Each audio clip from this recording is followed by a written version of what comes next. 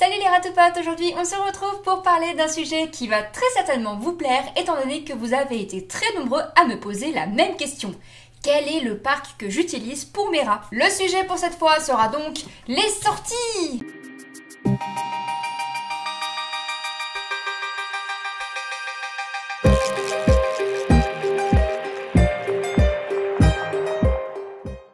Les sorties sont très importantes pour les rats, même si vous avez une cage totalement adaptée avec un super aménagement concocté par vos soins, les ratous aiment aussi se dégourdir les patounes. Sinon, vous avez des risques que vos ratous s'ennuient et en s'ennuyant, grignotent tout ce qu'il y a à l'intérieur de la cage, que ce soit les barreaux, les dodos ou n'importe quel accessoire. Ça n'arrive pas tout le temps, mais généralement quand un rat s'ennuie, ce qu'il fait, il grignote! C'est pas toujours le cas, mais c'est un comportement récurrent chez des rats qui ne sortent pas assez. On conseille généralement au minimum 1 heure de sortie par jour. Mais plus, bien évidemment, c'est encore mieux. Ne vous inquiétez pas, si vous ratez une sortie ou deux de temps en temps, il n'y a pas mort d'homme. Ou du moins, il n'y a pas mort de rat. N'est-ce pas? Bon, ça suffit les blagues nulles, passons aux choses sérieuses. Faire des sorties, c'est bien beau, mais vous allez me demander où, quand, comment et pourquoi. Où on fait les sorties? Où on veut.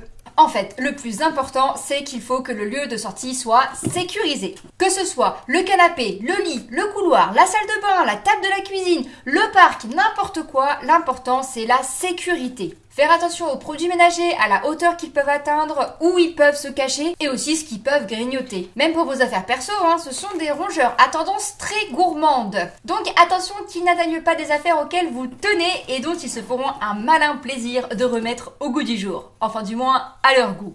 Enfin bref. Certains ratophiles optent pour une semi-liberté, c'est-à-dire que les rats ont le droit de se balader partout dans la pièce, la maison ou l'appartement. Personnellement, je suis pas du tout assez sereine avec cette idée. J'ai beaucoup trop peur qu'ils se feraient un chemin pile là où il faut pas. Après tout, ils sont champions pour ça. Après, si c'est une pièce spécifique pour rats ou un appart du genre studio, ça passe. Généralement, il y a moins de risques.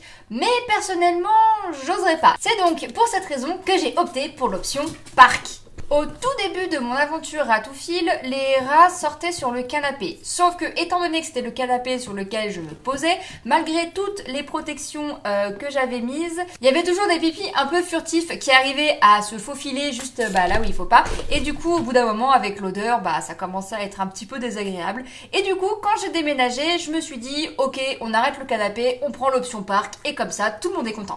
Mon parc est donc une armoire modulaire. Ou modulable, je sais pas trop comment on dit, mais en tout cas elle se monte et démonte assez facilement, qui s'appelle Langria et que j'ai trouvé sur Cdiscount. Vous pouvez trouver la même chose sur Amazon sous le nom de Songmix, je sais pas, je vous l'écris là, vous débrouillez avec, Personnellement, j'ai pris la plus grande que j'ai pu trouver. Comme ça, j'ai beaucoup plus de possibilités d'aménagement. Chez Amazon, il en existe des spéciales pour animaux avec les plaques du coup plus hautes. Celles que j'ai, comme vous pouvez le voir, sont opaques et il en existe aussi des transparentes. Personnellement, si j'avais trouvé les transparentes avant, c'est celle que j'aurais prise étant donné que y a des moments je suis pas forcément avec eux dans le parc, mais pour les surveiller, du coup, la transparence c'est quand même beaucoup plus pratique. Mais ça, ce n'est que mon avis perso. Les plaques opaques, ça va très bien, vous en faites pas. Je vous déconseille très fortement le même système avec des grilles. Tout simplement parce que généralement, les espacements des carreaux, des barreaux, des grilles, sont beaucoup trop larges et les rats passent bien trop facilement. Et aussi parce que les rats, ça grimpe. Et ils finissent dans tous les cas par s'échapper. Déjà qu'avec les plaques, ils arrivent à sauter et du coup à s'enfuir, n'est-ce pas chacun ? Je déconseille aussi totalement les parcs en tissu du type les parcs pour chiots, tout simplement parce que le tissu c'est beaucoup trop simple à ranger et du coup il suffit que vous ayez le dos tourné pendant 2 secondes et vous avez une armée de rats qui se carapatent dans tout votre appartement. Sinon, il y a plein d'autres moyens de confectionner des parcs. Par exemple, les plaques de chantier, vous savez, là où on met permis de construire, etc., que l'on peut tout simplement trouver dans des magasins de bricolage ou encore des plaques de plexi, donc il faut quand même des assez épaisses pour que ça tienne bien et pour que les rats ne puissent pas ranger trop facilement, qu'on peut aussi trouver en magasin de bricolage, ou tout simplement des grandes plaques de bois. Alors je sais à la base on déconseille le bois avec les rats, mais si c'est pour faire le contour du parc, il n'y a pas de souci, normalement l'urine ne devrait pas être trop présente dessus.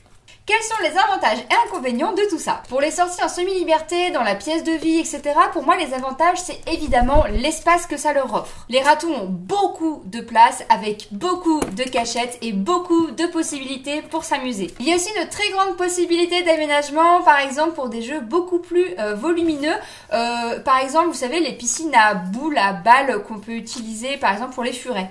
Et puis tout simplement beaucoup plus de place pour se poser avec eux. Les inconvénients pour moi, comme je disais, ça reste quand même la sécurité. Il faut être sûr à 100% que la sécurité est présente pour eux. Pas de fils qui traînent par exemple, ils sont conçus à base d'amidon de maïs et donc pour eux c'est juste une merveilleuse petite friandise.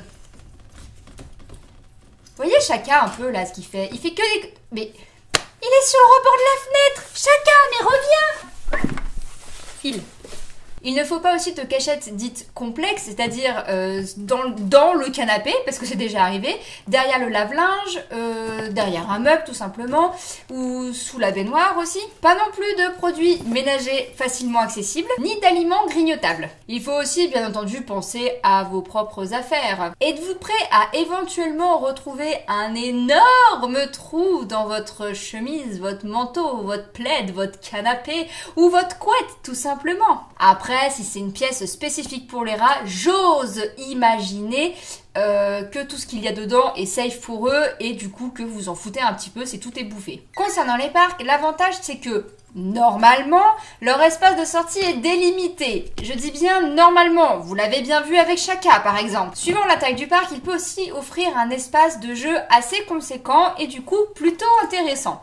Le parc peut se ranger ou rester en place et il permet aussi aux rats de ne normalement pas grignoter tout ce qu'ils peuvent trouver étant donné qu'ils restent dans leur espace privé. Ce qui est de moins cool avec les parcs, c'est qu'ils sont quand même assez facilement grignotables pour la plupart. Par exemple, voyez un peu les magnifiques œuvres d'art que mes chers ratous ont réalisées. Il y a donc toujours un risque de fuite, que ce soit par grignotage ou par saut olympique. Le parc aussi a besoin de stockage selon si vous décidez de le laisser en place ou non. Il faut aussi bien penser à le nettoyer de temps en temps, ce qui n'est pas toujours très évident. Et mine de rien, un parc c'est quand même assez volumineux, ça prend de la place et ça peut éventuellement couper une pièce. Bon, une fois que vous avez trouvé où vos loulous vont sortir, il faut maintenant penser à quand ils vont pouvoir se dégourdir les patounes.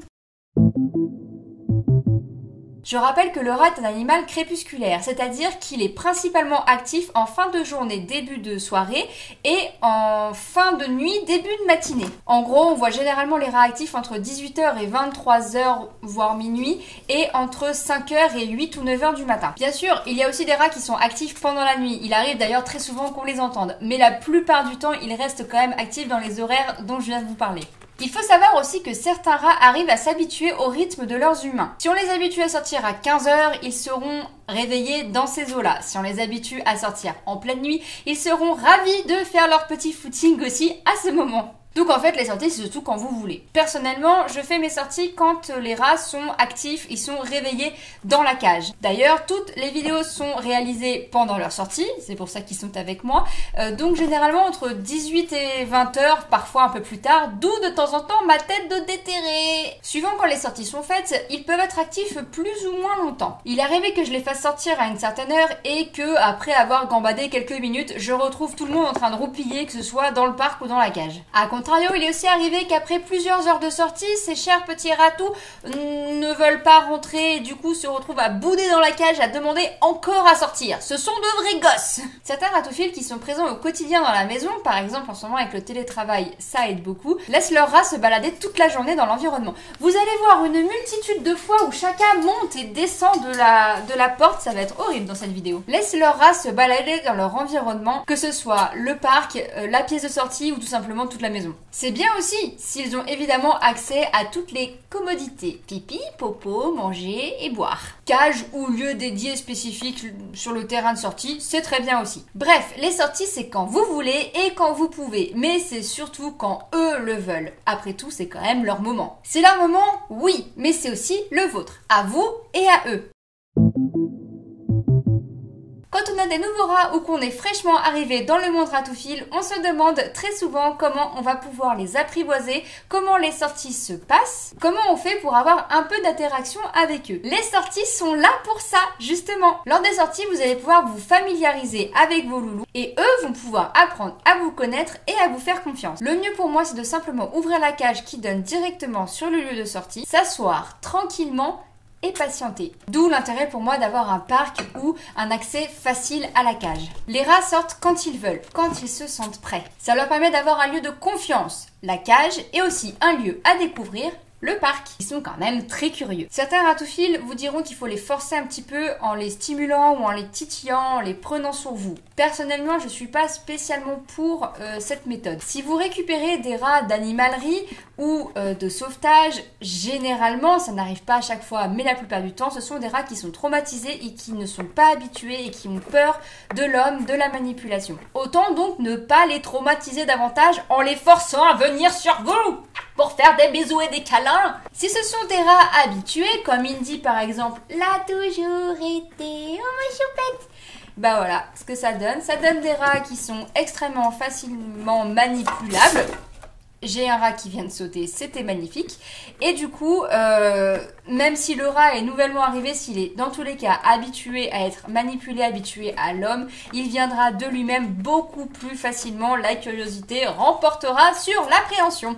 Une vidéo sur la manipulation est d'ailleurs déjà en ligne, dont le lien est juste ici, et je prévois de réaliser une petite vidéo sur l'apprivoisement assez prochainement. La sortie est un lieu où le rat doit se sentir en confiance et en sécurité, où il peut s'amuser et découvrir, mais aussi apprendre. J'ai appris plusieurs tours à mes ratous lors de leur sortie. Je voulais jeter un petit coup d'œil sur la petite série des jeux et enrichissements dont le premier épisode est juste ici. Si votre lieu de sortie n'est pas accessible depuis la cage, comme moi avant quand je faisais les sorties sur le canapé, vous pouvez tout simplement prendre la boîte de transport, les mettre dedans et les poser directement sur le lieu de sortie. La boîte de transport servira de lieu de sécurité pour vos ratous. Profitez de ces moments pour les caresser, les manipuler, leur parler, les appeler, leur donner des friandises, avec modération bien entendu. Comme je le disais, c'est leur moment. Ouais, mais c'est aussi le vôtre. C'est pendant les sorties que vous allez apprendre à vous connaître et à vous familiariser avec vos ratous. J'ai demandé à plusieurs ratophiles de me montrer leur super lieu de sortie. Allez-y, admirez le travail.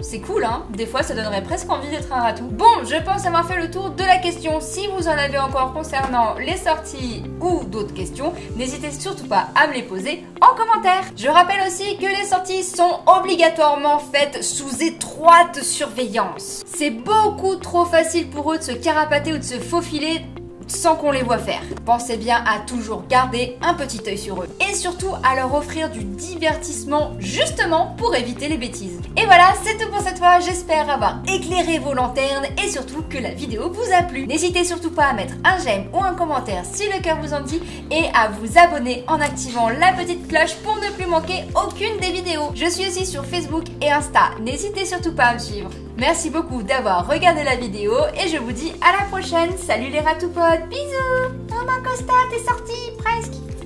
Et chacun il fait encore des bêtises. Reviens. Vous voyez, sécuriser le parc, c'est très important.